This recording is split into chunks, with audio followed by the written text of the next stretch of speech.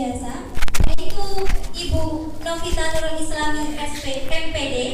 Kepada Ibu Novita Nurul Islami MPD, disilakan.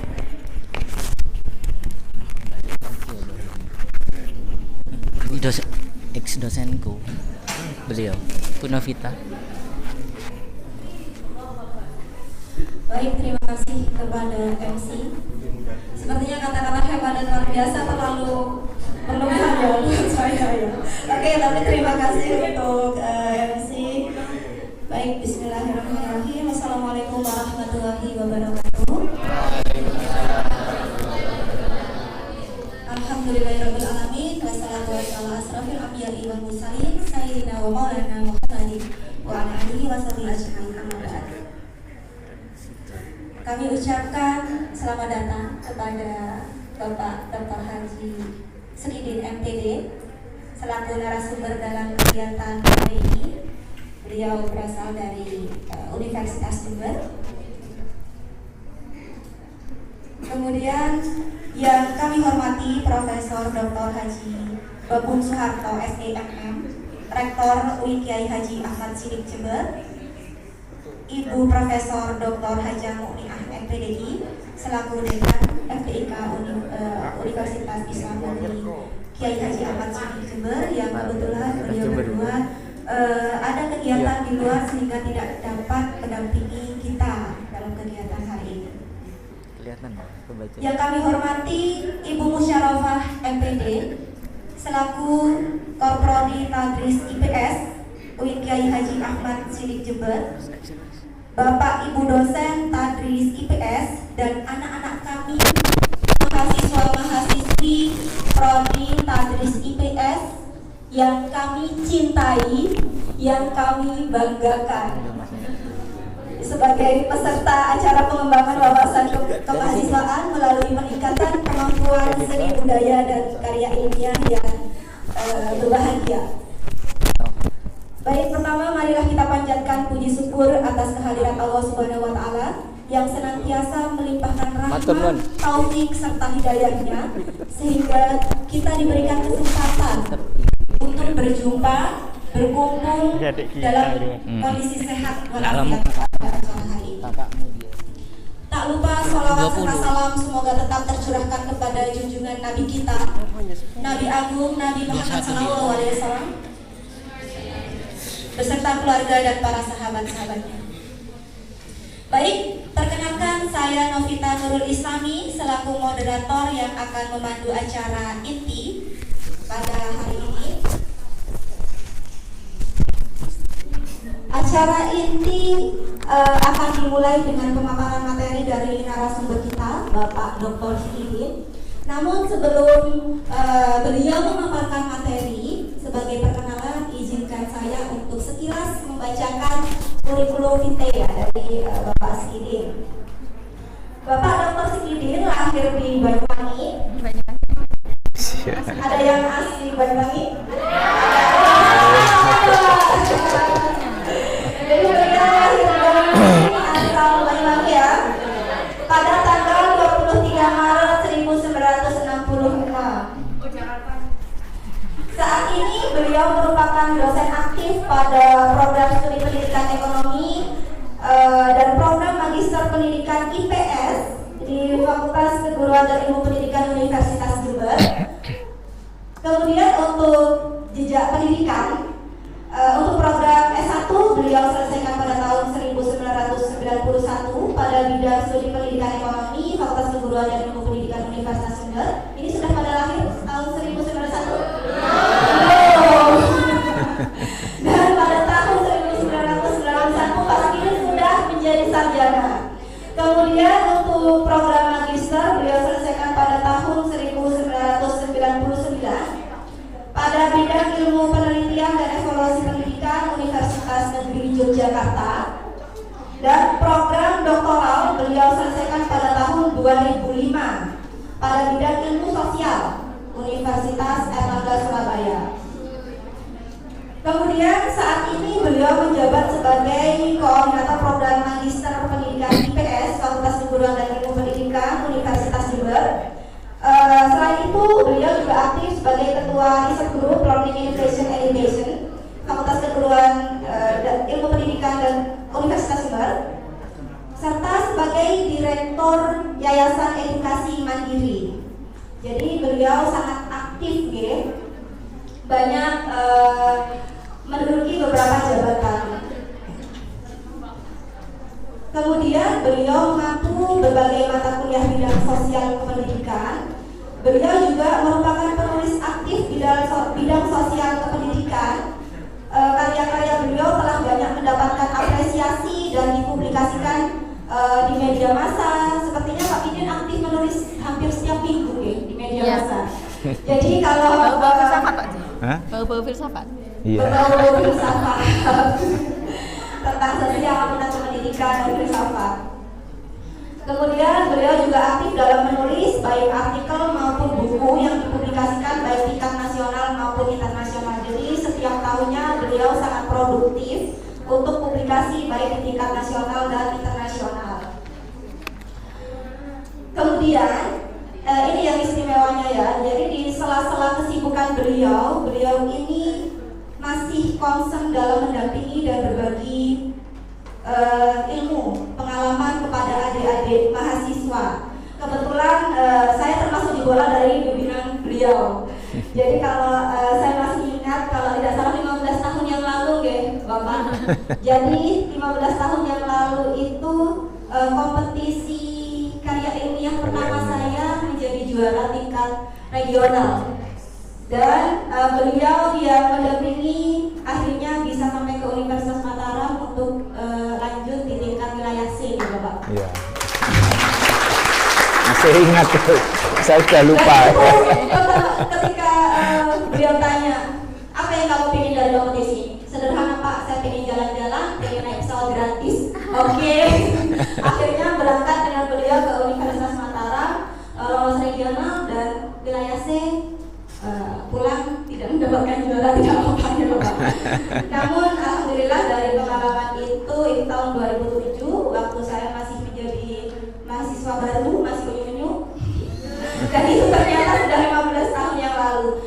Dan sampai saat ini ternyata beliau masih concern mendampingi kawan-kawan mahasiswa dalam berproses. Jadi tidak lelah ya, baik beliau menjabat atau tidak menjabat di luar konteks tanggung jawab itu, beliau masih memang passionnya suka mendampingi mahasiswa dalam berproses. Akhirnya bisa memunculkan banyak jebolan dari bimbingan beliau yang alhamdulillah banyak yang jadi kawan-kawan. Dan pada kesempatan hari ini alhamdulillah beliau berkenan hadir untuk sharing dan berbagi pengalaman kepada kita keluarga Prodi Tadris IPS tentang kaitannya dengan bagaimana pengembangan wawasan kemahasiswaan melalui peningkatan kemampuan seni budaya dan karya ilmiah. Baik, sepertinya Pak Idin sudah siap dan selanjutnya adalah sesi pemaparan materi sekitar mungkin 1 jam maksimal juga Pak. Nggak sampai 1 jam, 40 menit juga. 40 menit Tanya jawab aja nanti ya. Monggo Bapak, waktu dan tempat disilakan.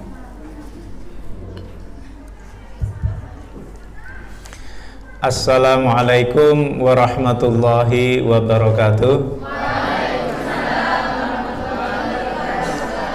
Alhamdulillahirabbil alamin. Amma ba'du. Yang kami hormati Bapak Rektor, yang kami hormati Ibu Dekan, yang kami hormati Ibu Korprodi Pendidikan IPS, dan juga Mbak Novita ya, ini sebagai mahasiswa saya yang alhamdulillah sudah kembali ke jalan yang benar ya. Jadi sudah menjadi ustazah sekarang ya. Mudah-mudahan ini berkelanjutan ya. Syukur alhamdulillah saya bisa bertemu dengan adik-adik sekalian. Sebenarnya ini adalah reuni ya. Jadi yang pertama Pak Babun itu adalah teman lama saya, terutama teman ketika sama-sama S3 di Surabaya pada waktu itu. Kemudian saya juga mengajar S2 di UIN khas Jember juga ya. Jadi di pasca sarjana saya juga mengajar. Dan ini saya baru tahu kalau Mbak Novita ternyata juga di pendidikan IPS ya ini. Jadi ini ngeklik sehingga harapan kami nanti adik-adik juga bisa melanjutkan studi ke jenjang pasca sarjana, karena beberapa mahasiswa lulusan dari prodi pendidikan IPS dari UIN khas ini juga melanjutkan program magister di pasca sarjana FKIP Universitas Jember ya. Oke, jadi tadi sudah disampaikan tentang saya ya. Jadi saya memang punya pengalaman selama 4 tahun mendampingi mahasiswa ketika di Wakil Dekan 3 bidang kemahasiswaan. Jadi mungkin nanti sedikit kita sharing bagaimana kegiatan bidang kemahasiswaan. Akan tapi tadi juga diingatkan juga bahwasanya salah satu subtema dari apa yang kita bahas sekarang ini adalah penyusunan karya tulis ilmiah begitu. Jadi kebetulan saya memang suka menulis. Jadi alhamdulillah sudah ada 23 buku yang sudah saya tulis. Tepuk tangan dong ini ya.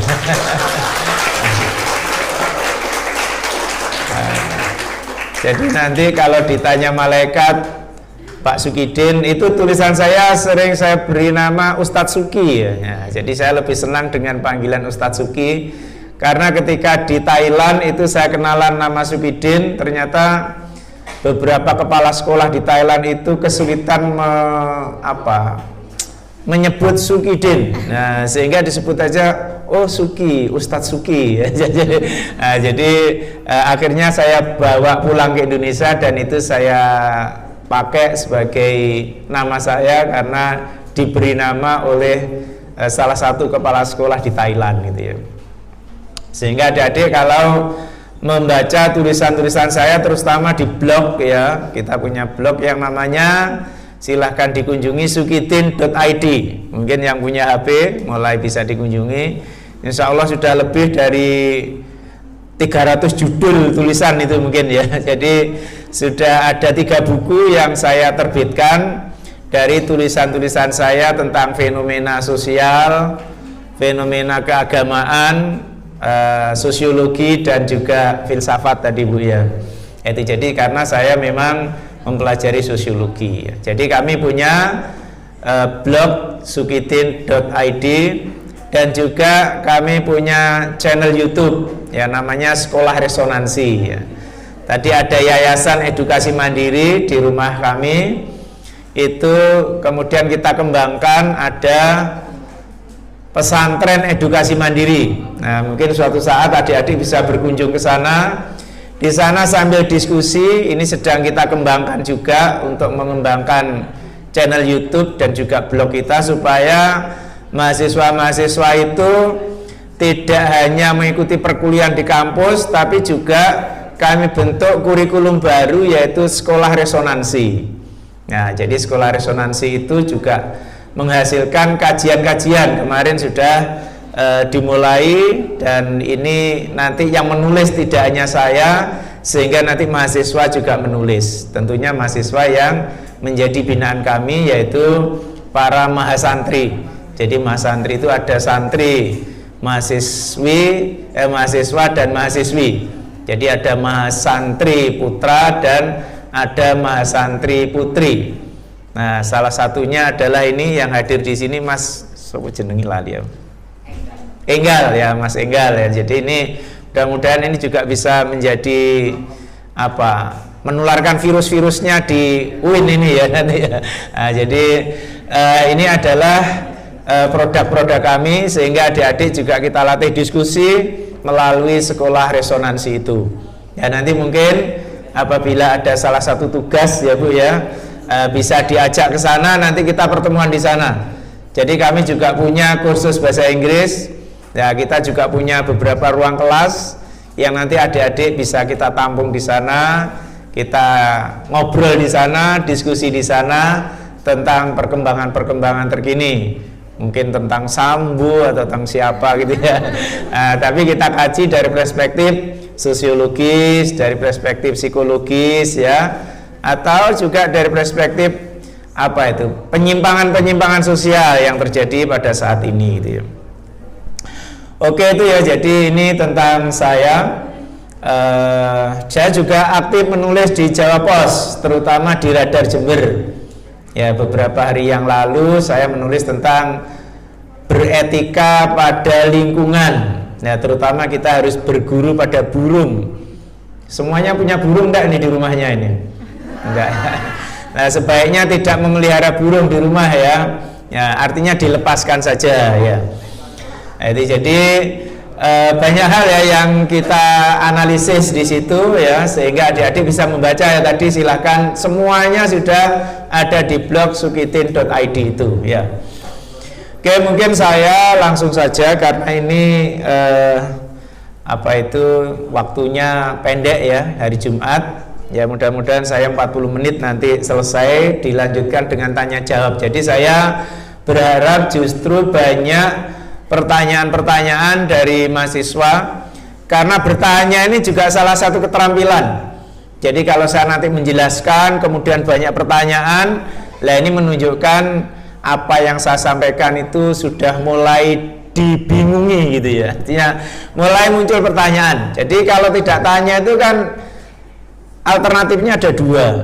Ada yang tidak jelas ya, ada yang memang tidak tahu gitu ya. Jadi kalau tidak bertanya paham itu masih jarang ya, karena apabila hanya disampaikan itu tingkat keterserapan kita itu insya Allah hanya 20% ya. Tapi kalau nanti dimunculkan dalam bentuk pertanyaan, kemudian muncul diskusi, lah itu penyerapannya bisa menjadi 60% itu ya.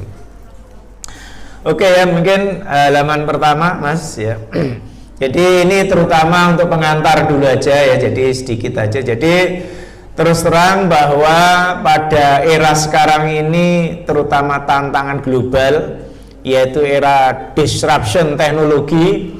Ya, nampaknya di sini tadi masalah teknologi juga masih banyak kendala, karena sudah disiapkan dari kemarin, ternyata tadi LCD-nya juga masih ngadat gitu ya.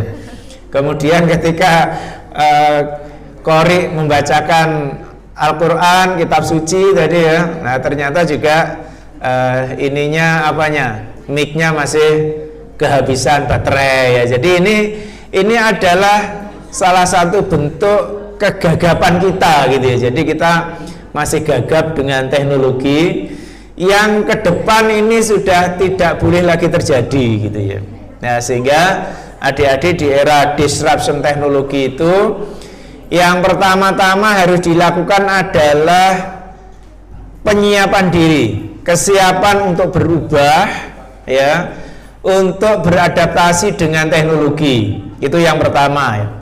Dan yang kedua adalah beradaptasi dengan ilmu pengetahuan.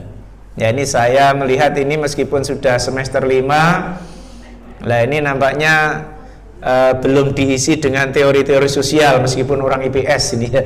Jadi mungkin perlu sekali lagi Bu ya, saya nanti ingin memberikan pencerahan ya kepada adik-adik tentang teori-teori sosial gitu ya.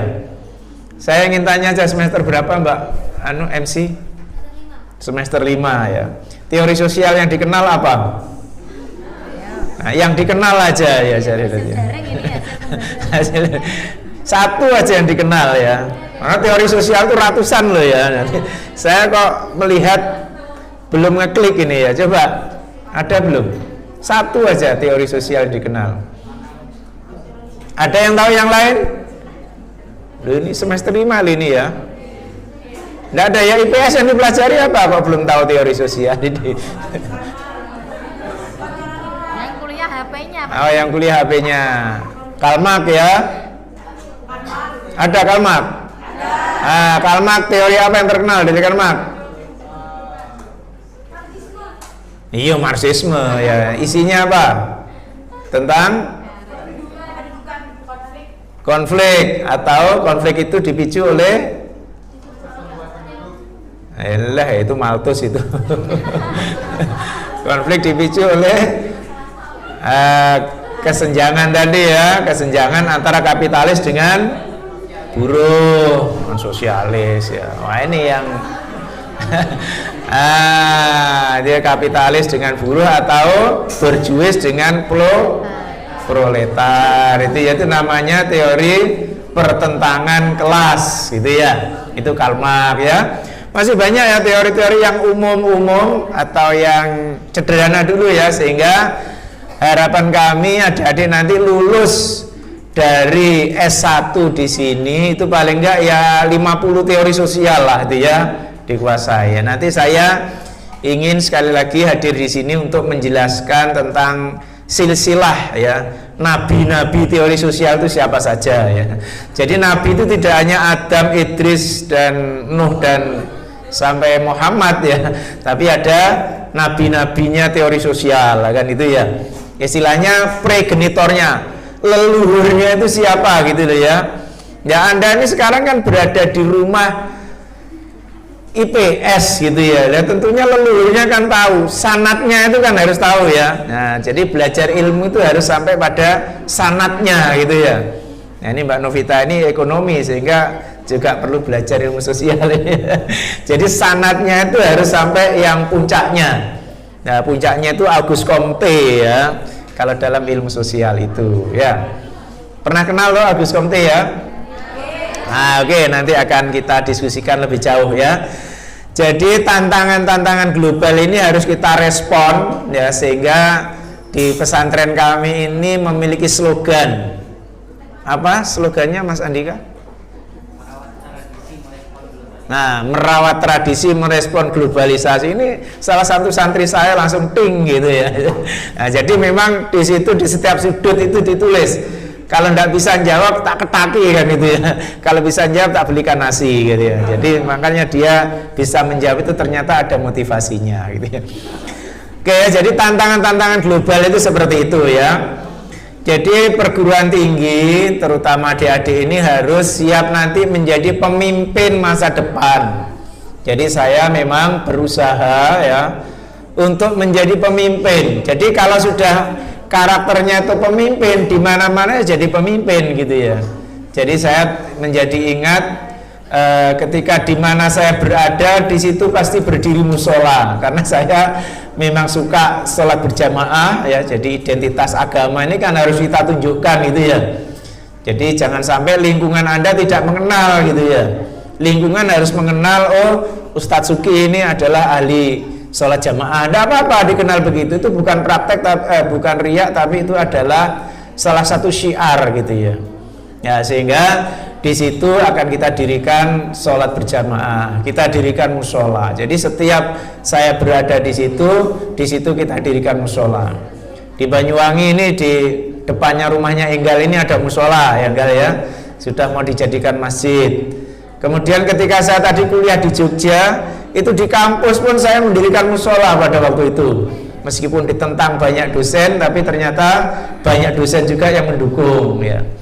Ya sampai-sampai saya dulu pertama di Jember di daerah Patrang itu juga mendirikan musola.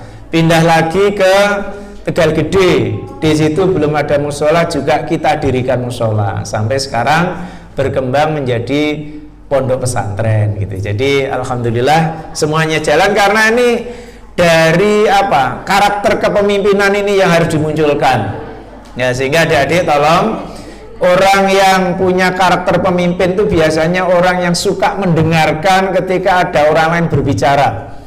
Nah, jadi kalau ruangan ini nanti sampai akhir ruangannya ini semuanya mendengarkan, nah itu berarti ini ada karakter pemimpin. Nah, kalau sudah rame sendiri, ya ini berarti karakter pengikut gitu ya. Jadi itu ya. Nah, itu ya. Oke. Kemudian perguruan tinggi tadi ya kita harus mengarah kepada menjadi pemimpin ya. Kemudian untuk bisa sampai seperti itu memang harus ada kesadaran atau konsain istilahnya ya.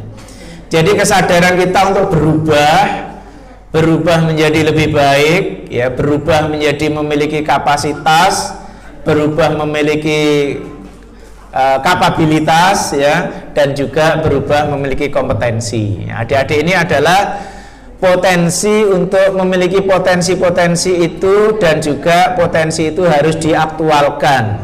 Nah, ini di pesantren kami ini kami aktualkan potensi-potensinya, jadi tidak sekedar belajar teori, kesadaran sosial pun kita ajari. Adik-adik ada program yang namanya edukasi berbagi.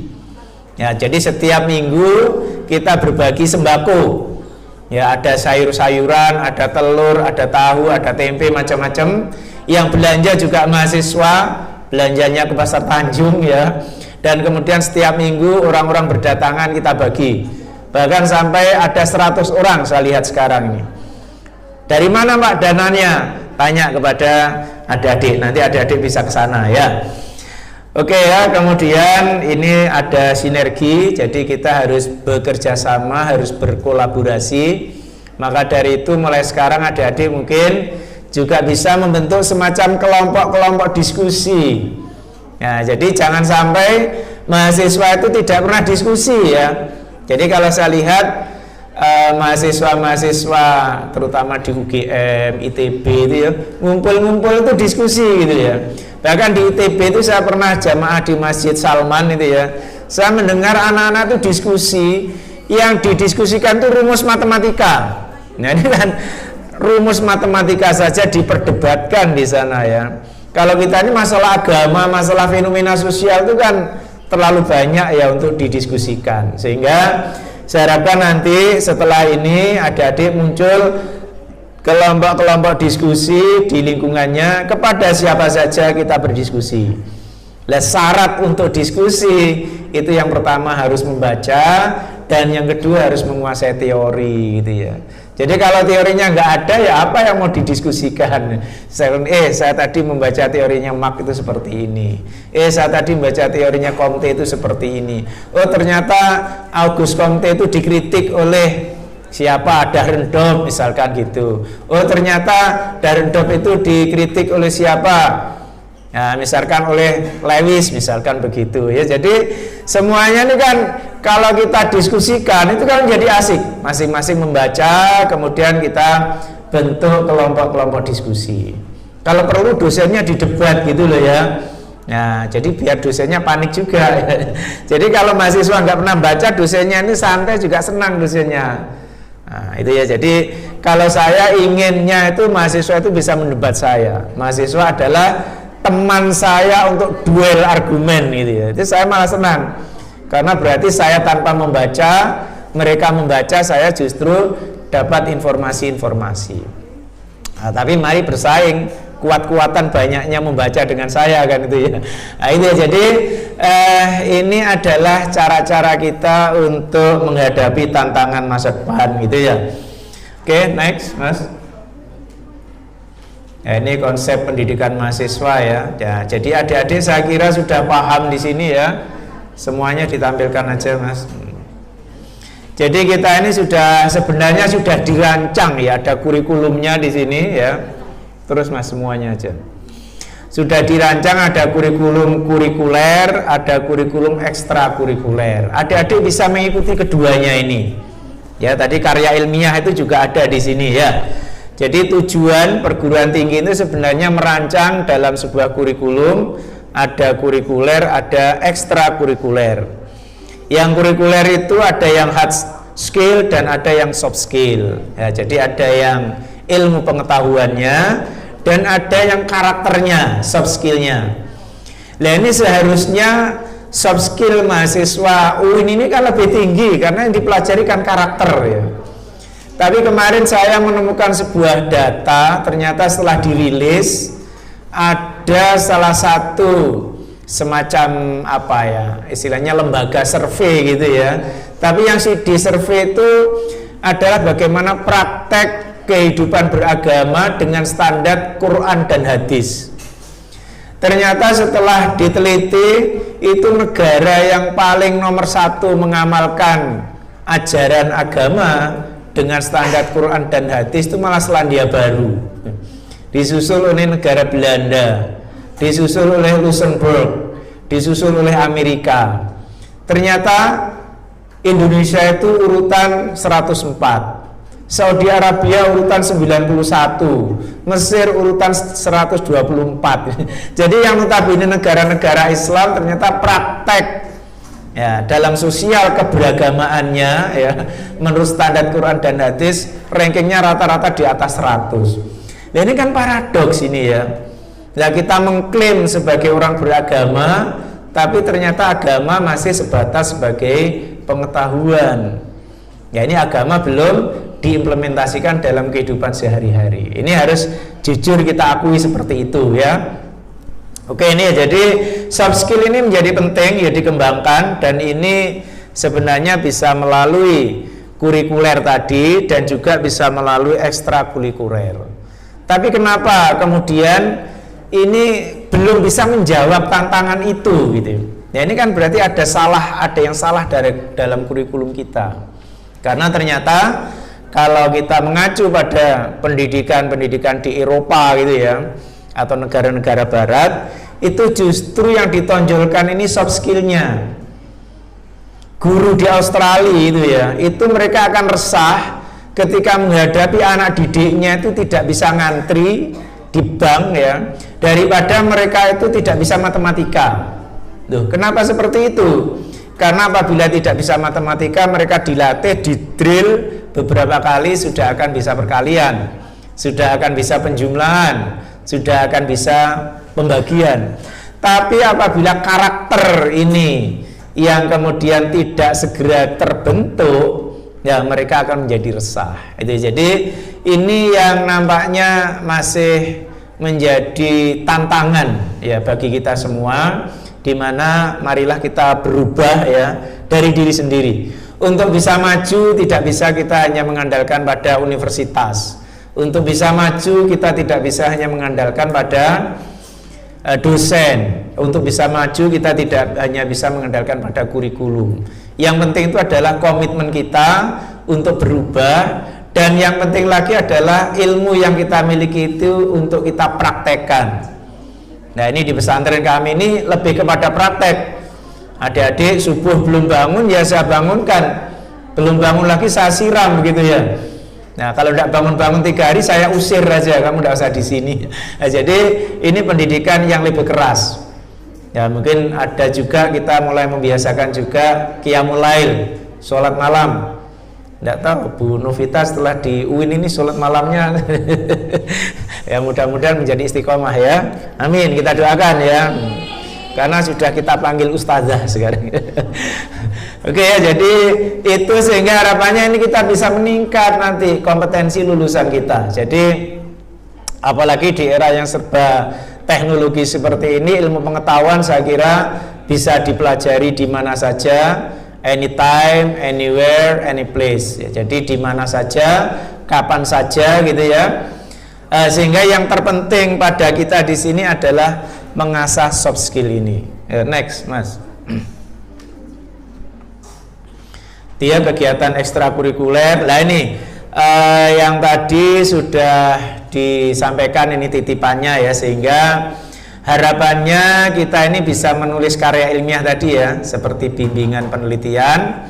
Ya nanti mungkin kalau memang adik-adik lebih tertarik, ini ada bimbingan untuk penelitian, misalkan judul-judul skripsi apa yang akan ditulis ya.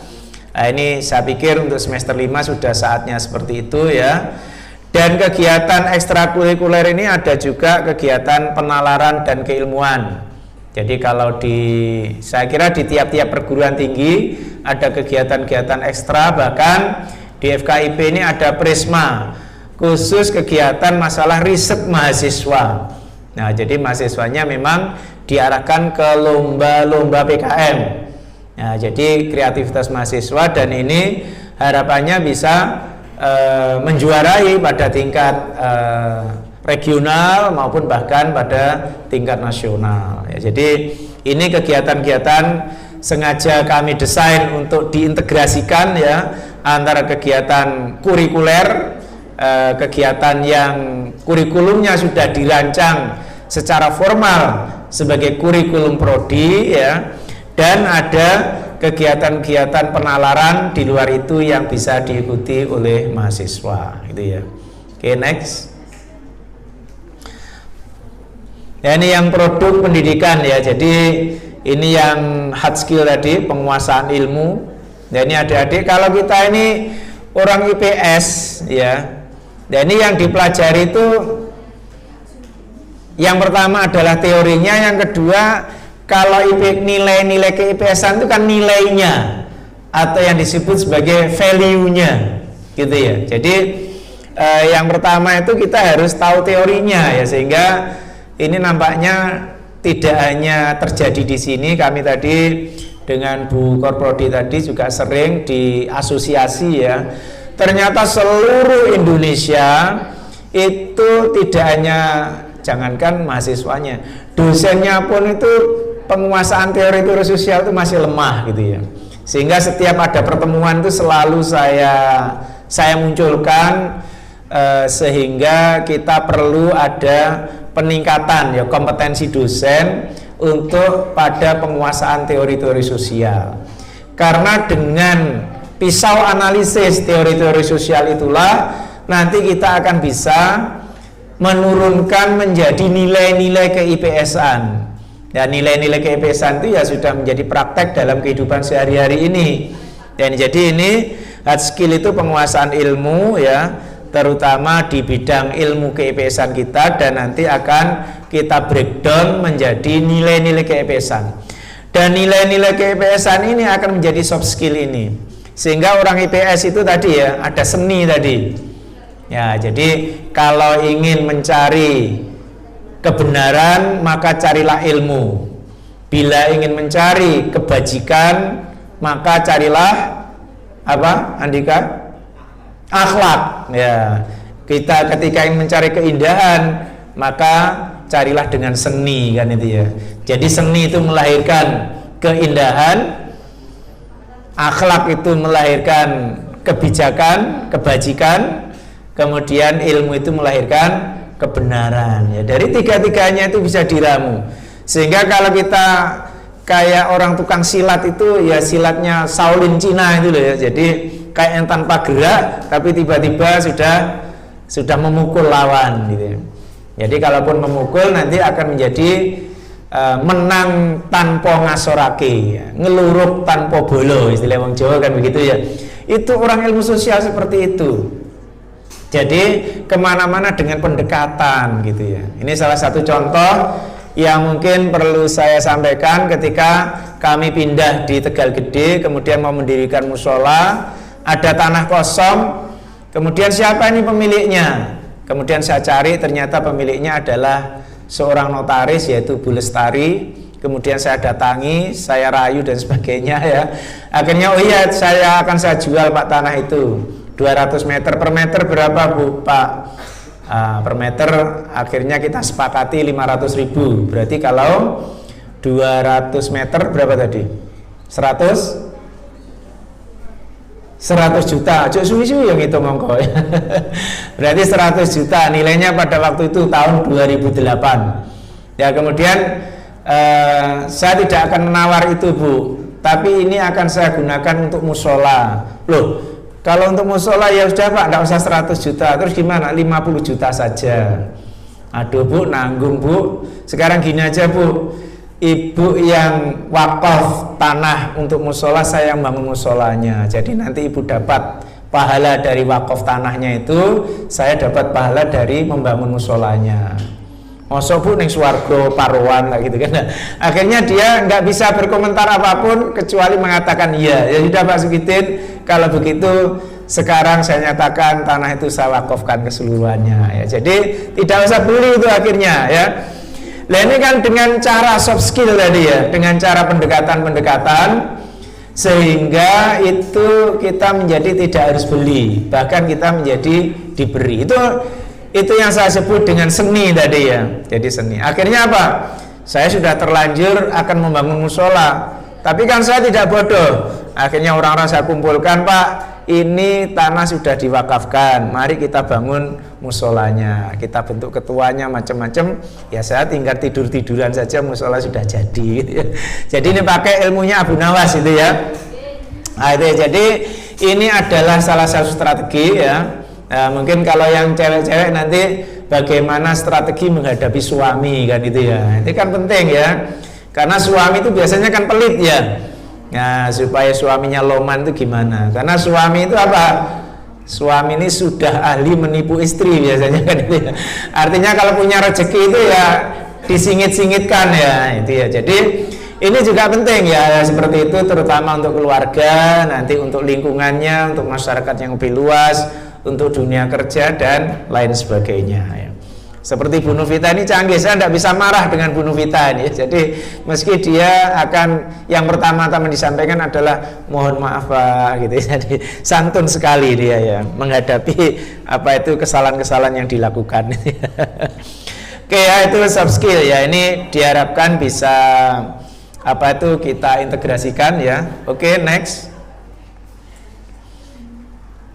Sudah habis waktu. Ya, prioritas pada pengembangan kemahasiswaan ya. Ya, ini saya pikir untuk pengembangan aja. Dan ini ada dua nih ya.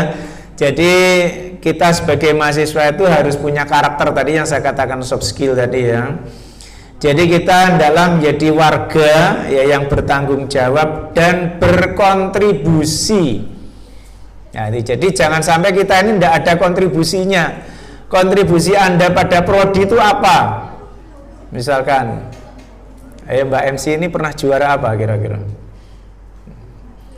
Oh belum pernah ya, minimal kontribusi lah sudah jadi MC ya. Ya paling enggak punya juara apa, atau kita di HMP ini sebagai pengurus apa gitu ya. Jadi ada peran. Maka dari itu dalam teori struktural fungsional, nah ini sudah dibahas belum ini di IPS ini?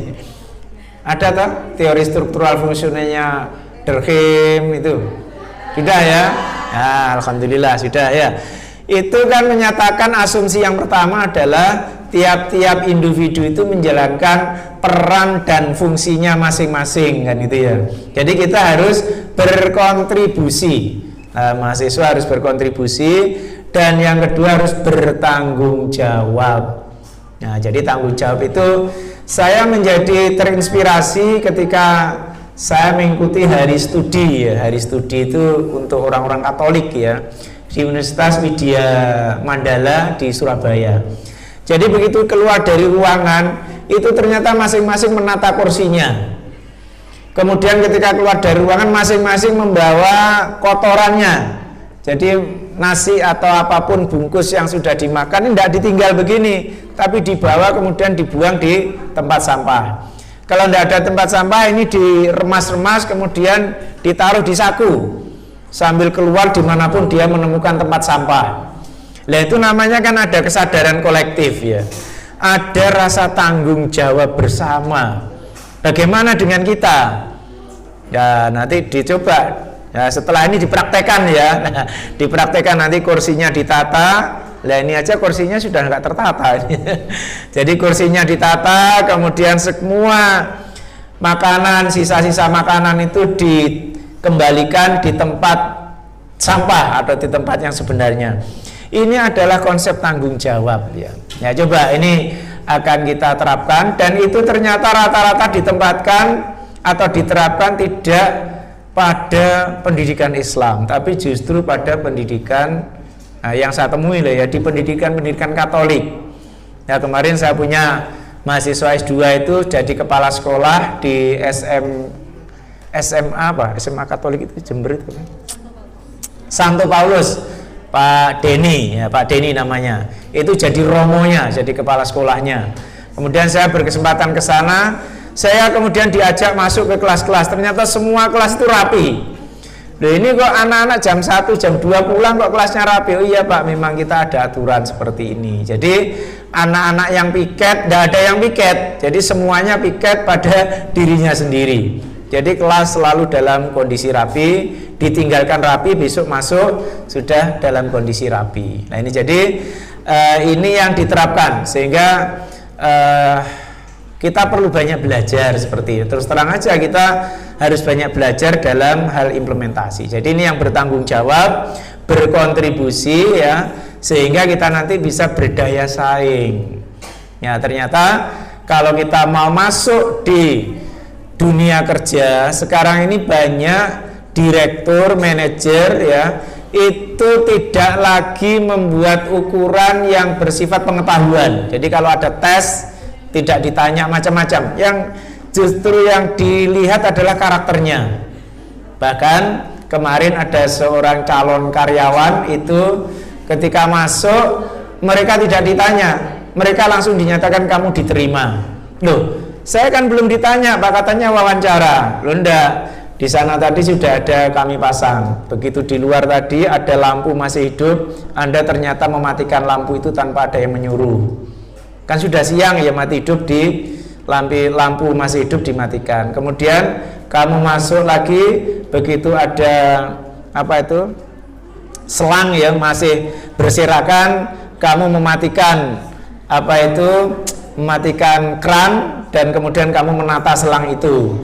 Kemudian begitu mau masuk ruangan ada keset ya yang masih semrawut, kamu tata itu, kemudian kamu baru masuk. Nah dari situ itu menunjukkan karakter Anda. Anda ini adalah orang yang peduli, Anda orang yang bertanggung jawab, sehingga kamulah yang saya perlukan di perusahaan ini. Jadi mereka tidak usah ditanya. Nah, ternyata ada jebakan-jebakan seperti itu ya. Kemudian ada juga seorang pimpinan ingin mengangkat manajer. Kemudian ada 3 manajer yang sudah mendaftar.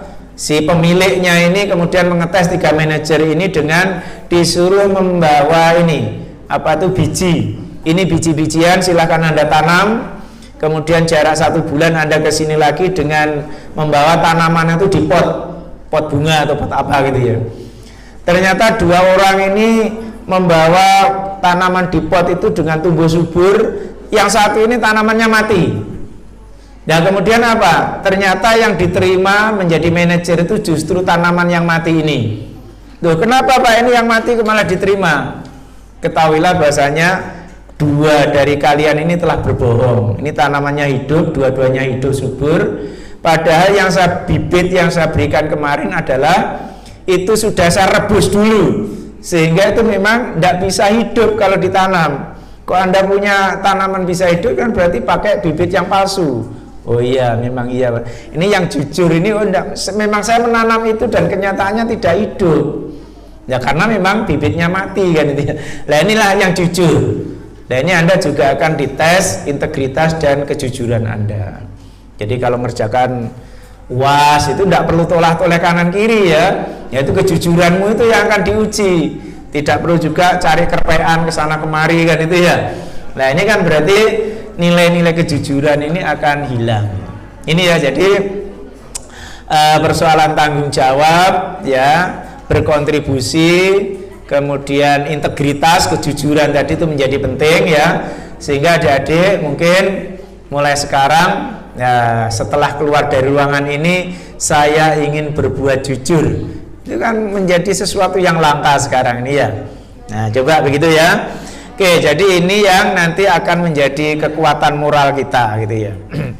Oke, next Mas ya. Nah, ini ya, jadi untuk kegiatan kemahasiswaan ya, terutama yang terkait dengan apa kegiatan pembinaannya di internal prodi dan fakultas, saya kira juga sudah ada. Seperti sekarang ini kan kegiatan prodi ini ya, jadi ini adalah salah satu wujud di mana prodi ikut bertanggung jawab untuk pengembangan mahasiswa. Kemudian adik-adik tolong ini juga apa ya, aktif dalam temu-temu ilmiah seperti yang kami lakukan dulu ketika mahasiswa juga demikian ya. Jadi ada pertemuan asosiasi mahasiswa mungkin yang di BEM atau di apa ya, atau kunjungan akademik atau conference ya, silahkan menghadiri apapun kegiatan-kegiatan temu ilmiah yang di situ bisa menjadikan kita semua tambah ilmu ya. Dan yang paling penting lagi adalah kita mencoba untuk ikut dalam lomba bidang akademik maupun bidang non akademik, bidang karya tulis ilmiah maupun bidang bakat dan minat. Jadi jangan sampai kita sama sekali tidak pernah ikut lomba begitu loh ya. Nah sehingga ini ya, Jadi nanti coba kita punya potensi apa, kemudian kita akan ikut perlombaan dalam bidang apa. Ini saya pikir penting ya, nanti akan difasilitasi oleh prodi sehingga ketika prodi akreditasinya apa Mbak Novita? Nah, masih B. Nah, ini kan perlu ditingkatkan menjadi akreditasi unggul nanti ya. Sekarang kalau dulu itu akreditasi A, B, C gitu ya. Sekarang akreditasinya ada unggul, baik sekali, baik. Nah, silahkan nanti dengan ini poinnya itu sangat tinggi ya. Kegiatan kemahasiswaan terutama kegiatan mahasiswa yang berprestasi itu sangat tinggi. Mahasiswa kemudian menciptakan produk, misalkan menciptakan media pembelajaran, kemudian menciptakan atau membuat bahan ajar. Syukur-syukur tadi menulis buku ya. Syukur-syukur tadi menulis di jurnal atau di media. Nah, ini kan menjadi kekuatan ya dari prodi itu, sehingga nanti di koran mungkin penulis adalah mahasiswa prodi pendidikan IPS UIN. Nah, kan mantap kalau begitu ya. Oke ya, jadi Anda harus berkontribusi di situ ya. Oke, jadi jangan berkontribusi yang tidak baik ya. Kemudian kegiatan itu ada internasional, nasional, regional sampai pada kegiatan institusi ya. Next Mas ya. Terus ya berikutnya saja, ini hanya tingkatan-tingkatannya saja, sehingga apabila adik-adik sudah mulai mahir silahkan mengikuti pada sampai kegiatan internasional. Dan ini memang diprogram gitu loh ya. Artinya mungkin Bu Novita nanti bisa ya pengalaman dulu membimbing karya ilmiah gitu ya. Kemudian mahasiswa diproyeksi. Jadi kalau lombanya masih tahun depan, itu kita justru sekarang ini sudah memulai temanya apa dan sebagainya gitu ya. Jadi kami biasanya seperti itu ya, sehingga dengan demikian nanti ketika akan lomba kita sudah siap ya, terutama lomba kompetisi bisnis mahasiswa Indonesia gitu ya. Jadi mahasiswa sudah merancang bisnis plan itu setahun sebelumnya, kemudian sudah diuji coba, bahkan sudah mulai ada gelar produknya meskipun masih dalam prototipe itu. Jadi itu kan perlu proses yang panjang, sehingga begitu dilombakan kita sudah pengalaman 1 tahun mengelola unit bisnis itu. Ini kan ketika presentasi ini kan jauh lebih menguasai kan daripada kita yang hanya tahu konsep atau tahu teorinya saja. Beda dengan orang yang sudah berpengalaman. Itu ya, jadi ternyata cara-cara kita agar bisa berkompetisi ya, kita ini harus mempersiapkan sedini mungkin. Jadi jangan dadaan ya, biasanya kita ini kan cenderung untuk dadaan. Saya sendiri menulis itu juga tidak langsung jadi gitu ya. Mungkin 1 jam menulis, jalan-jalan lagi, punya ide lagi, tulis lagi gitu ya. Atau bahkan di kamar mandi itu saya punya pulpen dan punya kertas. Jadi ketika the first doing in the morning gitu ya. Jadi ketika pagi-pagi itu ke kamar mandi itu sambil ya. Nah itu ternyata ada ide-ide yang brilian. Oh saya mau menulis apa ini kan itu ya. Nah kemudian kalau mau menulis tema besarnya ini, oh nanti clue-nya apa? Itu kan harus dipelajari ya. Jadi selalu berpikir. Bahkan ketika di kamar mandi pun itu juga ada catatan-catatan kecil gitu ya. Nah jadi inilah yang ternyata bisa menjadikan kita lebih banyak lagi wawasan, lebih banyak lagi referensi ya. Akhirnya kita menjadi produktif. Jadi produktif itu memang perlu komitmen ya. Jadi saya sendiri kalau di koran itu memang tiap minggu saya usahakan bisa menulis di koran ya. Tapi di sela-sela itu saya masih menyempatkan diri menulis tentang kegiatan-kegiatan yang sederhana, kegiatan-kegiatan harian itu saya tulis. Dan itu jadi buku gitu loh ya. Jadi buku yang pertama itu saya beri judul Mengulik Kehidupan. Yang kedua itu Menyibak Labirin Kehidupan. Yang ketiga ini saya beri judul Sisik Melik Kehidupan. Jadi terus saya produksi seperti itu. Saya tulis yang pertama, hasil dari tulisan saya itu saya klaimkan ke universitas dan ternyata juga rata-rata dapat reward ya 10 sampai 15 juta gitu ya. Kan lumayan itu ya. Kemudian setelah saya cetak, saya terbitkan, kemudian saya edarkan juga ke toko-toko buku yang akhirnya saya juga dapat royalti dari penulisan buku itu dari penerbit maupun dari toko buku ya. Jadi WA yang paling menyenangkan saya adalah ketika ada tulisan, Pak, mohon maaf baru saya transfer royalti buku Bapak yang berjudul ini sebesar bla bla bla rupiah. Jadi itu WA yang menyenangkan ya. Tapi kemarin saya di WA Bu Novita juga senang ya bisa berjumpa dengan adik-adik sekalian. Next, Mas. Kurang berapa menit Bu Novita?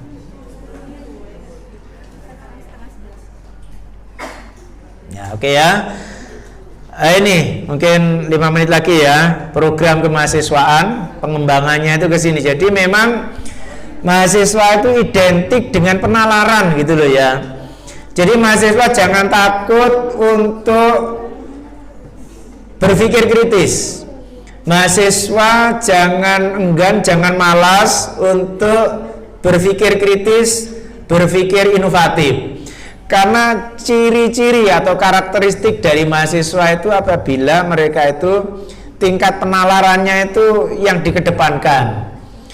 Nah kemudian untuk menguji seseorang itu punya nalar atau tidak, itu pada umumnya juga bisa dengan oral seperti ini ya. Tapi bisa juga dengan tulisan.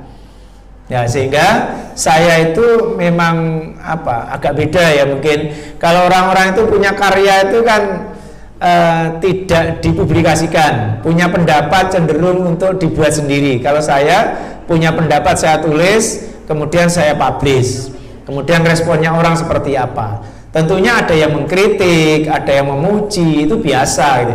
Bahkan saya kalau dipuji orang itu nggak suka, saya lebih suka kalau dikritik.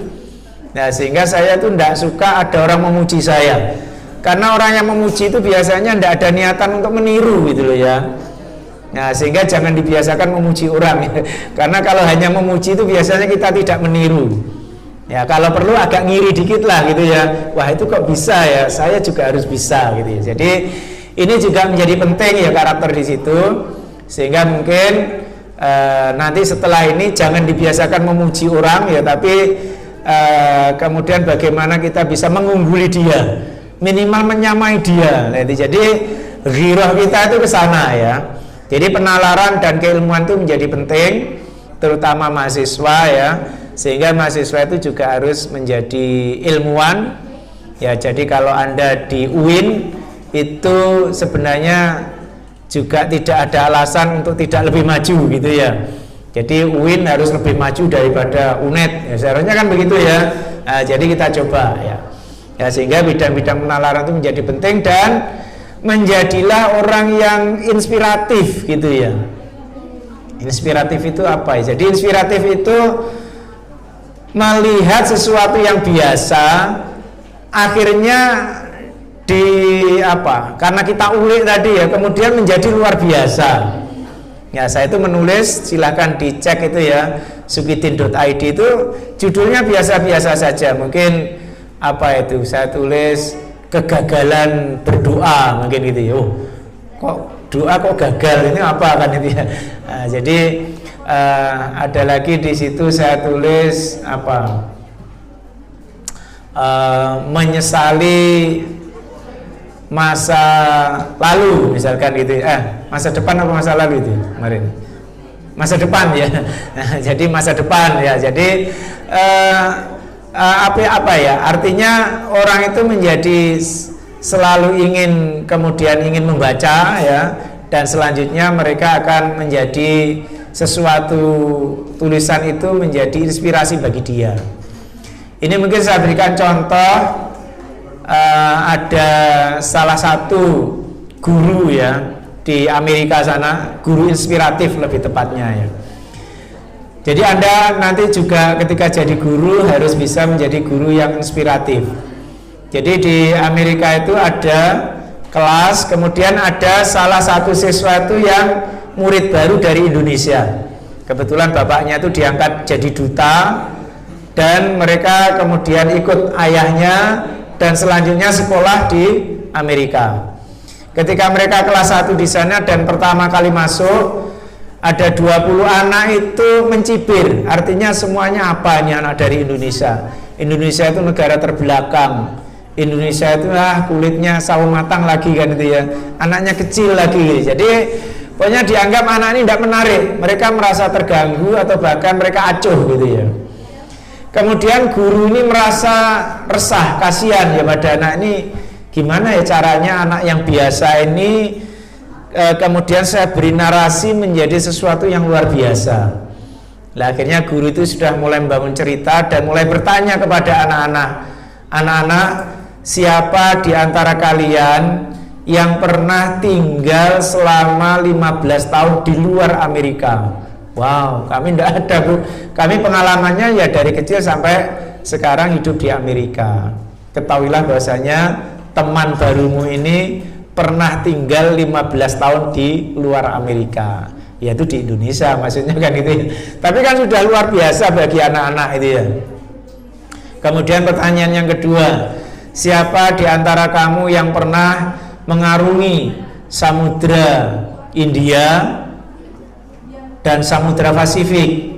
Nah, kemudian waduh kami belum pernah, Bu Guru. Ketahuilah si dia ini punya pengalaman mengarungi Samudra India dan Samudra Pasifik, yaitu terbang dari Indonesia ke Amerika. Ini kan pengalaman yang luar biasa kan itu ya. Yang ketiga saya tanya lagi, siapa di antara kalian yang bisa berbahasa lebih dari satu bahasa atau yang bisa berbahasa selain bahasa Inggris?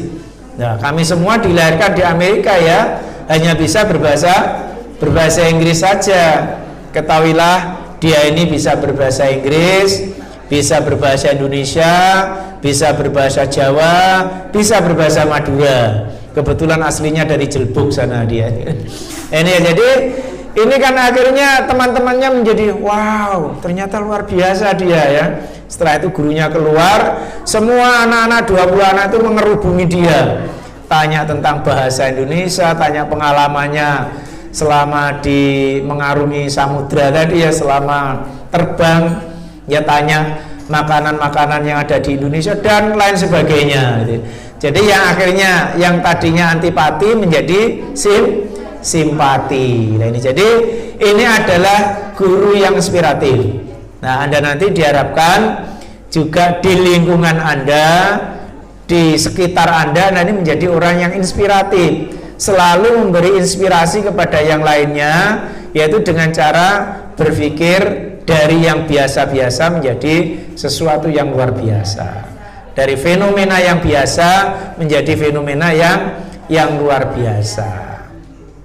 Itu ya. Jadi seperti beberapa waktu yang lalu juga saya tulis di situ ada yang namanya meruntuhkan teori kelangkaan. Nah, dulu kan saya pernah tulis itu ya. Jadi itu isinya biasa-biasa, tapi kan judulnya kan bombastis gitu. Wah, ini kok ada teori diruntuhkan, dengan kebijakan apa, dengan ide apa? Ya ternyata ide saya dengan ide edukasi berbagi tadi. Ternyata dengan berbagi orang-orang menjadi menganggap telur itu bukan barang langka lagi kan begitu ya. Berarti dengan kami berbagi pada 100 orang, minimal untuk sehari itu teori kelangkaan sudah runtuh kan itu ya. Jadi itu ya yang kami ceritakan seperti itu, sehingga menjadi inspirasi bagi orang lain gitu ya. Oke, penalaran ya penting ya. Jadi kita harus harus mengembangkan itu. Ya, jadi sesuatu yang sederhana seperti ini yang saya mau tulis. Saya kemarin ada bule itu meninggal di Banyuwangi sana. Kemudian saya ke sana, ternyata 2 anaknya, satu di Sumatera, satu di Malaysia itu tidak pulang. Nah ini ada orang meninggal kok tidak pulang.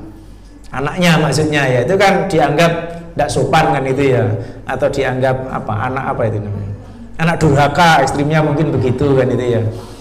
Tapi ternyata sekarang ada nilai baru. Nah, itu yang akan saya beri tulis, namanya menyegerakan urusan. Ternyata itu meninggalnya malam, langsung dimakamkan malam itu. Itu namanya menyegerakan urusan. Ternyata pemuda-pemuda di situ itu kompak untuk apabila ada mayit meninggal malam apapun itu akan dikubur pada malam itu juga. Ternyata mereka mengamalkan ajaran Rasulullah kan itu ya. Apabila kamu punya urusan 3 hal maka segerakanlah. Yang pertama, apabila ada mayit segera kuburkan. Apabila punya anak gadis segera nikahkan. Sudah nikah apa belum kamu? Nah ini ya, nanti tolong bapaknya dibilangin ya. Apabila punya hutang segera lunasi ya, itu ya. Jadi ternyata pemuda-pemuda lingkungan situ punya konsep seperti itu. Tapi pada sisi yang lain ternyata mereka di pagi hari ini sudah punya urusan yang berbeda-beda. Mereka harus bekerja sehingga malam harus segera dikuburkan. Jadi ada simbiosis di situ. Kemudian yang kedua yang tidak pulang tadi, ternyata mereka tidak dianggap apa?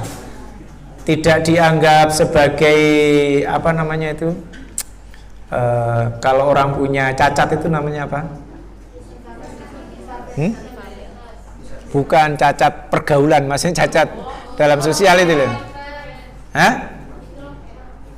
Enggak, orang yang punya ini loh, istilahnya kesalahan misalkan loh.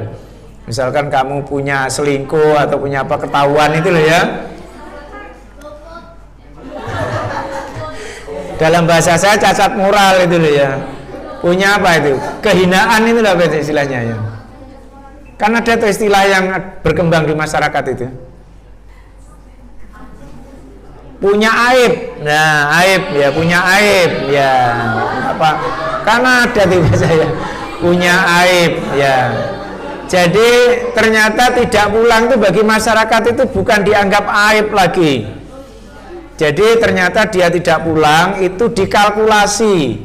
Misalkan kalau dari Malaysia pulang pesawatnya berapa PP ya, misalkan PP 3 juta, nanti untuk makan untuk macam-macam 2 juta, 5 juta ya sudah, daripada saya pulang nanti 5 juta, bagaimana kalau 5 juta itu saya transfer saja untuk selamatan dan sebagainya untuk keluarga yang ada di dekat mayit itu. Ternyata keluarganya menerima, ya sudah kamu tidak usah pulang saja. Jadi ternyata sama-sama menerima gitu. Jadi ini fenomena yang menarik. Saya pikir sekarang manusia atau masyarakat sudah mulai kompromi kan itu ya. Ini juga ilmu sosial gitu loh ya. Jadi masyarakat mulai kompromi, masyarakat sudah mulai ada ini penyesuaian sehingga mereka tidak hanya nih. Jadi kalau kita ada istilah solidaritas itu, nah ini menurut Durkheim solidaritas itu ada 2 apa? Solidaritas mekanis dan solidaritas mekanis dan solidaritas organik lah. Baru baca kamu tahu ya. Itu ya, jadi nah ini harus ting-ting begitu. Jadi kalau dulu tuh solidaritasnya mekanis dari teori Durkheim tadi ya, harus pulang, sekarang sudah organis. Udah kamu tidak perlu pulang, yang penting transferannya. Ya, Anda pulang ke rumah dengan orang tua dikasih 500.000, Anda tidak usah pulang, transfer saja nanti 1 juta. Kira-kira Anda pilih pulang apa tidak pulang? Tidak pulang gitu ya. Oke ya, saya kira itu untuk pengantar, nanti bisa kita diskusikan lebih lanjut. Selanjutnya saya serahkan kepada moderator. Baik, terima kasih Bapak Dr. Sidin, materinya luar biasa menginspirasi ya.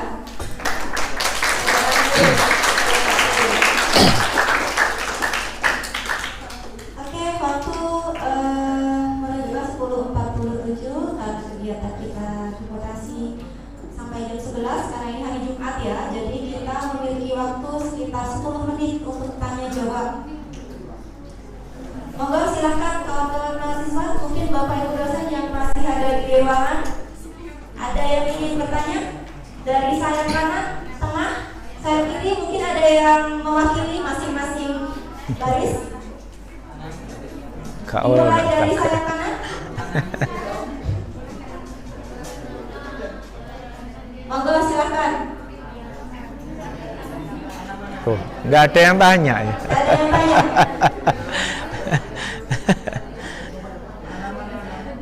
Malu atau memang? Masa hidup itu enggak bermasalah, Rek? Ayo yang saya kanan ada yang Ayo nih yang cewek-cewek ini. Yang saya kiri. Enggak apa-apa, tanya apa saja, enggak apa-apa. Ya, tanya apa saja. Boleh. Harus ada yang tanya. Wah, enggak ada yang tanya. Beda ya karo arek UNED ya. Beda ya. Iya, beda. Wangil nganune. Ngangkate.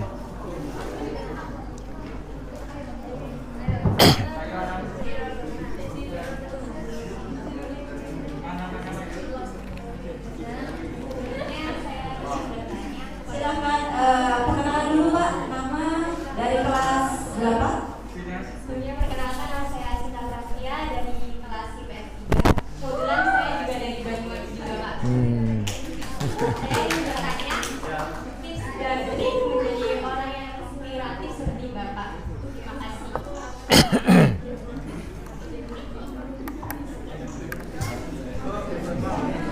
Baik, untuk perwakilan dari kelompoknya.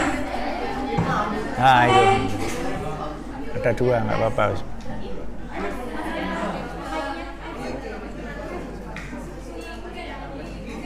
Yang belakang dulu, belakang dulu.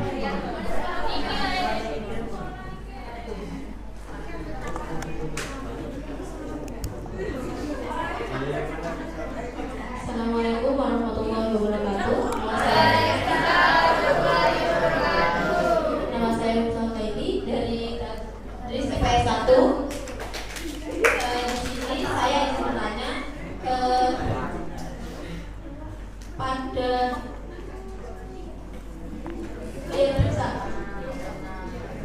gaya hidup mahasiswa, khususnya saya itu sering mengumpulkan perkumpulan, tapi saya rasa kurang ada manfaat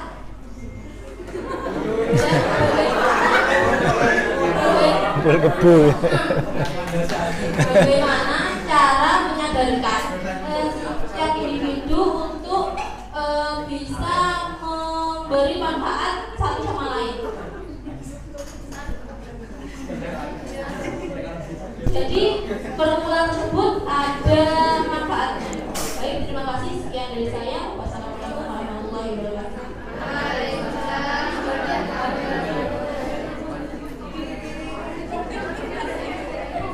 Baik, menarik ya dari Mbak Miftahul ini sepertinya sangat curhat ya. Oke, selanjutnya perwakilan dari kelompok kanan. Sayap kanan. Faruq.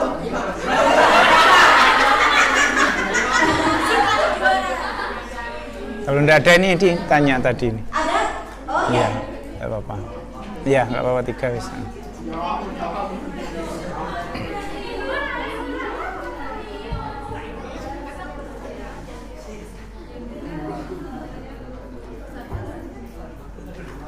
Baik, terima kasih. Di sini saya ingin bertanya. Namanya Mbak? Baik, saya dengan Diva Sayada dari Tadris PS 2. Bahwa tadi di terakhir dijelaskan solidaritas mekanis dan organis. Nah, dengan contoh yang sudah dipaparkan tadi, itu bagaimana keterkaitannya dengan akhlak seperti itu? Baik, terima kasih.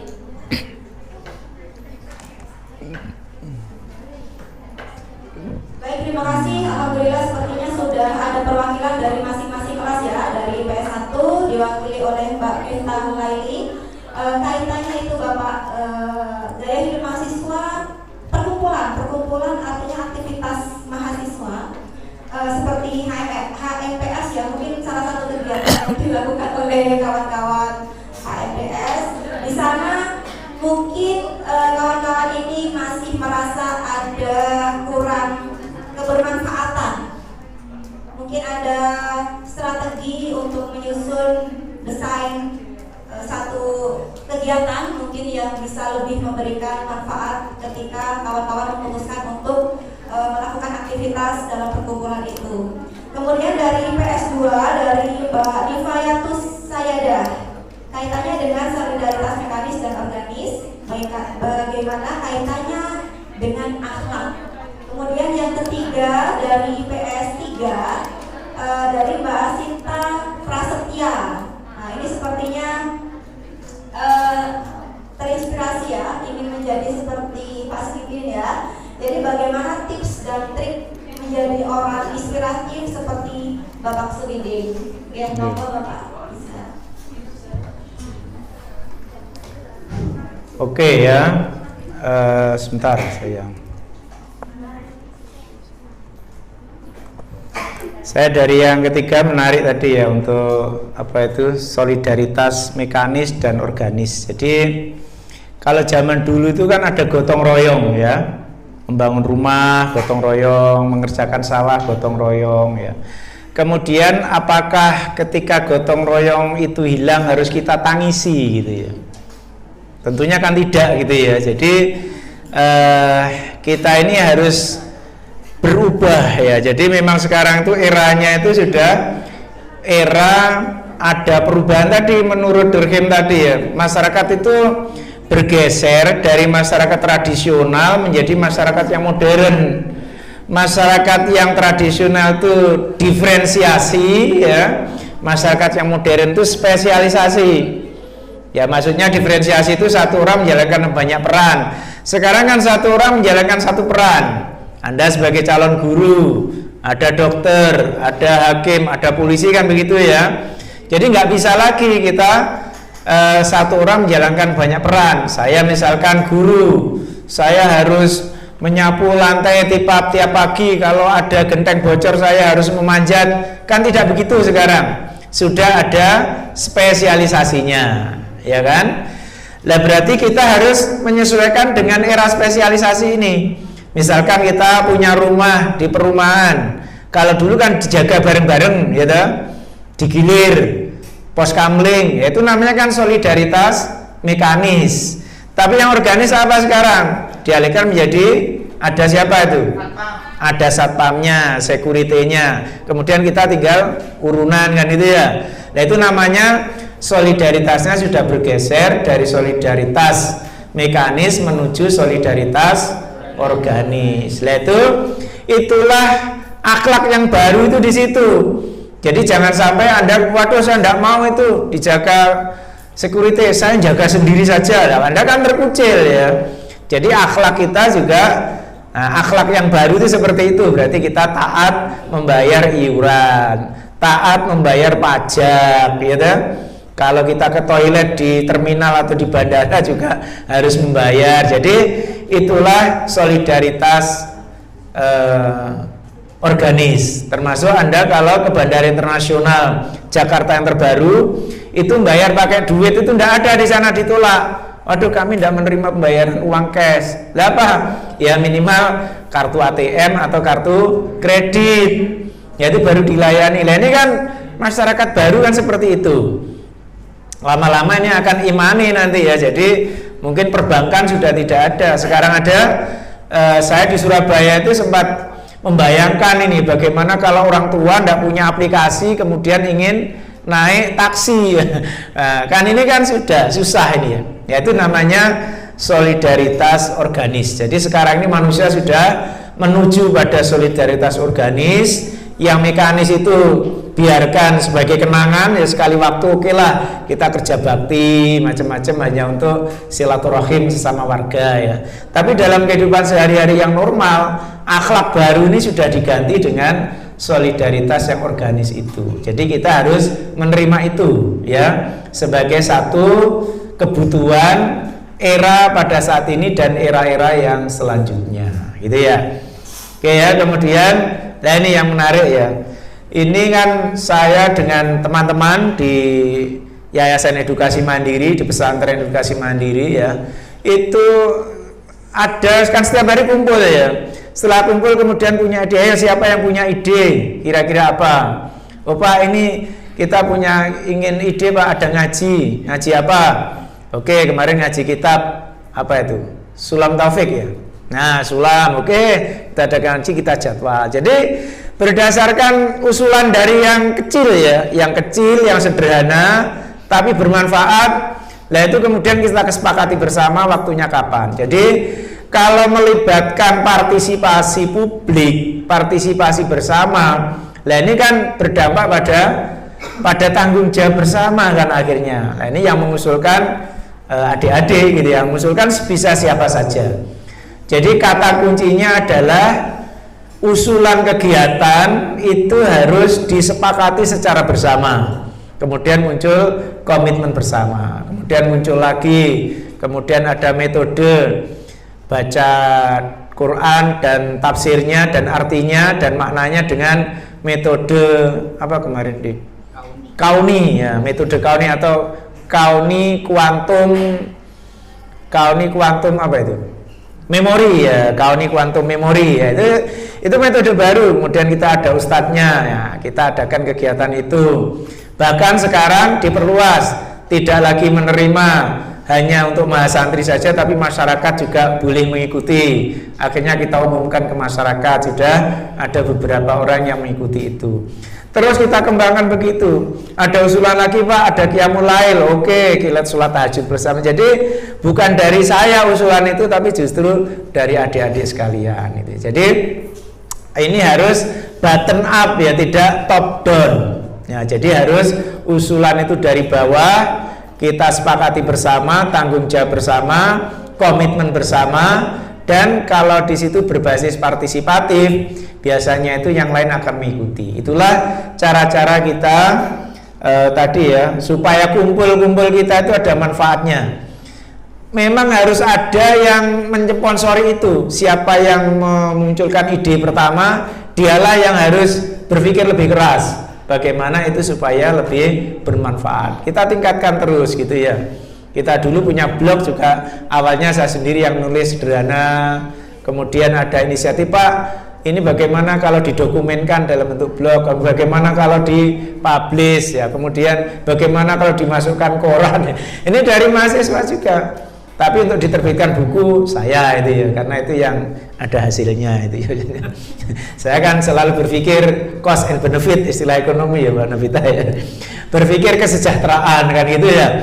Nah itu ya, jadi itu ya. Kemudian yang pertanyaan pertama tadi tips ya. Jadi banyak orang kemudian menyampaikan bagaimana ya Pak Sukidin itu mengatur waktunya ya kan itu ya. Bahkan orang kok bingung cara mengatur waktu. Di sana ada, di sana ada, di sana ada. Jadi bahkan saya juga sebagai konsultan evaluasi ini ya, ini untuk yang IPS mungkin saya sampaikan ya. Pekerjaan Anda nanti tidak hanya jadi guru, tapi setelah saya jadi konsultan pemberdayaan masyarakat, itu hampir semuanya sarjana ilmu pengetahuan sosial yang diambil. Nah, jadi saya sempat jadi konsultan di bawah Kim Praswil pada waktu itu ya. Yaitu konsultan Bank Dunia untuk program pengentasan kemiskinan di Indonesia, yaitu yang dulu namanya P2KP, sekarang PNPM Mandiri itu ya. Jadi saya alhamdulillah sudah keliling Indonesia gratis. Nah, jadi saya sudah keliling dengan tadi ya, naik pesawat, katanya Bu Novita kepingin naik pesawat targetnya, enggak apa-apa juga ini ya. Jadi saya jadi konsultan. Kemudian otomatis saya agak sering meninggalkan UNED kan itu ya, dan ini juga sudah izin, sehingga saya di samping dapat gaji dari UNED juga dapat gaji dari konsultan. Nah, itu 20 juta per bulan dari konsultan, lumayan pada waktu itu ya, sehingga bisa untuk beli Innova ya. Maka dari itu doa saya itu terkabul karena itu juga saya karena berdoa Rabbana atina fid dunya Innova ya Allah. Nah, akhirnya saya jadi konsultan bisa beli Innova itu ya.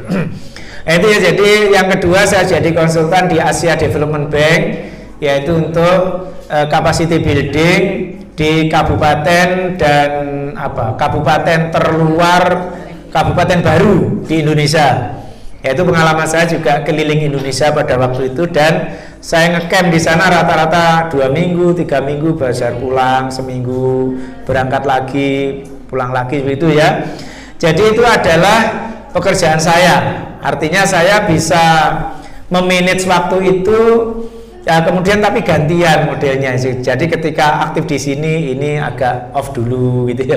Kalau ini sudah off, saya aktif yang di sini. Jadi terus seperti itu ya. Jadi yang sekarang itu sekali waktu saja saya menjadi konsultan, dan saya juga masih mengajar di berbagai tempat, tapi juga tidak setiap minggu.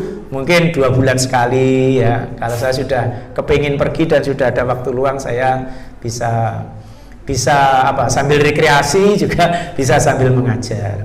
Dan pada hari ini juga disuruh ada UKIN ya, jadi asesor uji kinerja calon-calon guru. Ya, ini nanti jam 16 juga sudah harus selesai. Jam sekian masih di sini ya. Gimana caranya kan itu ya? Saya juga sebagai asesor BKD dosen, juga sebagai asesor dosen yang mau sertifikasi ya. Dosen yang mau sertifikasi, sudah sertifikasi Bu Novita? Oh belum, nanti mudah-mudahan asesornya saya gitu ya. Jadi saya juga masih menjadi asesor di berbagai tempat gitu ya. Dan ini juga masih bisa saya laksanakan gitu. Jadi sebenarnya kata kuncinya adalah manajemen waktu. Ya, jadi kalau menulis itu kapan saya bisa produktif menulis? Biasanya menulis itu saya waktunya adalah dari ba'da isya jam 8 sampai jam setengah 10. Cukup itu saya pikir. Atau setelah subuh sampai jam 6. Setelah subuh jam 5 sampai jam 6, jam 7 itu leading ya. Artinya ketika menulis itu idenya mengalir ya. Manajemen waktu itu yang paling saya utamakan adalah menulis, karena itu butuh konsentrasi.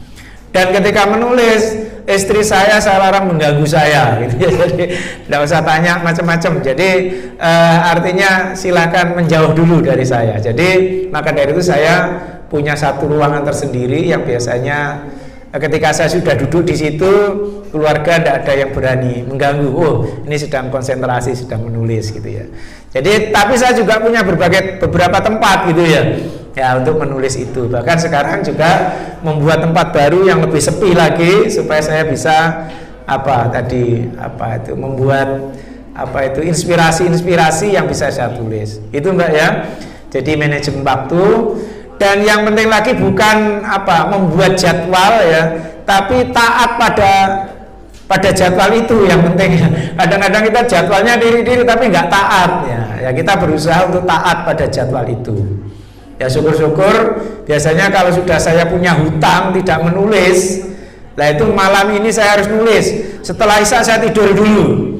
Nah nanti baru jam 12 bangun, ya sholat malam lah, buat pantes-pantes gitu ya. Istilahnya biar mengendap dulu, baru jam-jam 1 saya menulis sampai jam 3 biasanya sudah selesai gitu ya. Jadi kalau kita sudah punya hutang menulis, itu hutang itu harus dilunasi gitu ya. Jadi biasakan kita menghukum diri sendiri. Ini kan jarang kan ya, biasanya kita kan memanjakan diri sendiri. Nah, coba dihukum diri sendiri. Kalau saya hari ini tidak membaca, saya hukum besok harus membaca 2 kali. Kalau hari ini belum menulis, saya biasanya terkait dengan menulis ini agak ketat.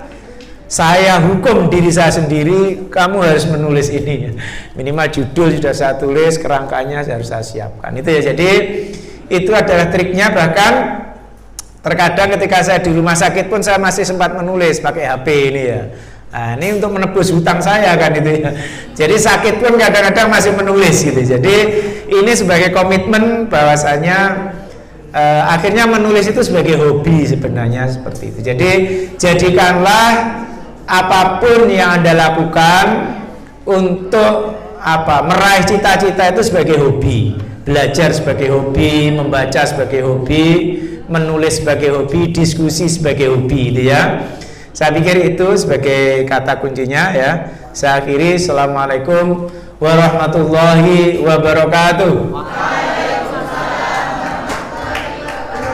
Tangan saya. Terima kasih Pak Idin sudah banyak share tentang yang paling penting itu yang terakhir ya, tips dan trik, dan semoga nanti bisa diterapkan oleh kawan-kawan mahasiswa. Amin. Yang perlu diingat adalah manajemen waktu. Yang pertama adalah manajemen waktu, temukan waktu on kalian. Kalau Pak ini tadi mungkin habis sholat isya kemudian mungkin habis sholat malam gitu, kalian juga gitu, temukan waktu on di mana kalian bisa konsentrasi untuk menciptakan sesuatu. Kalau misalkan suka menulis, bisa menulis atau menciptakan ide-ide baru.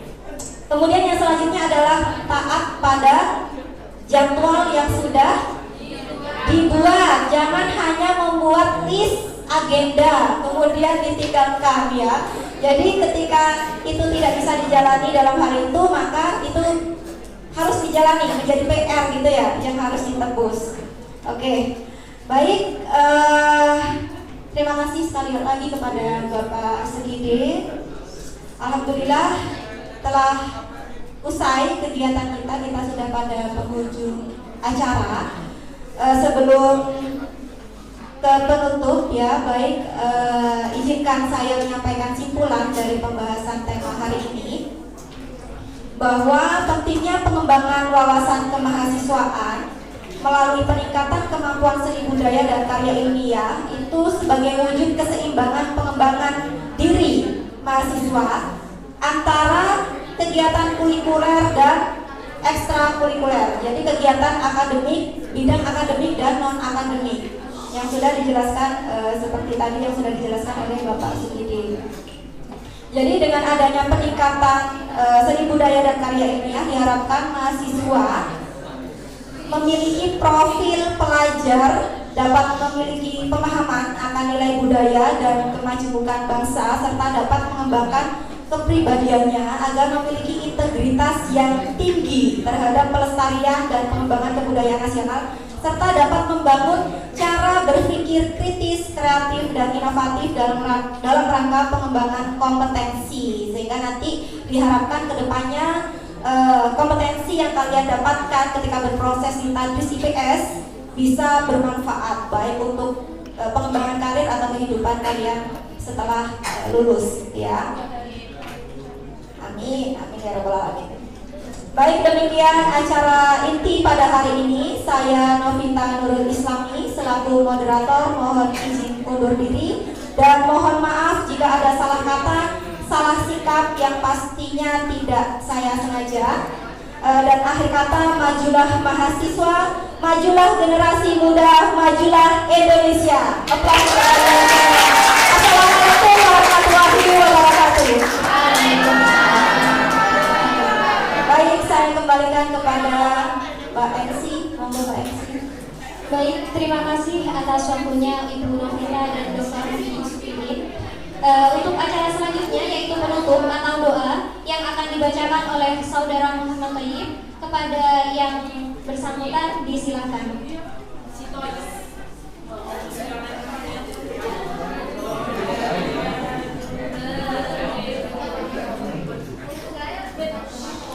Assalamualaikum warahmatullahi wabarakatuh.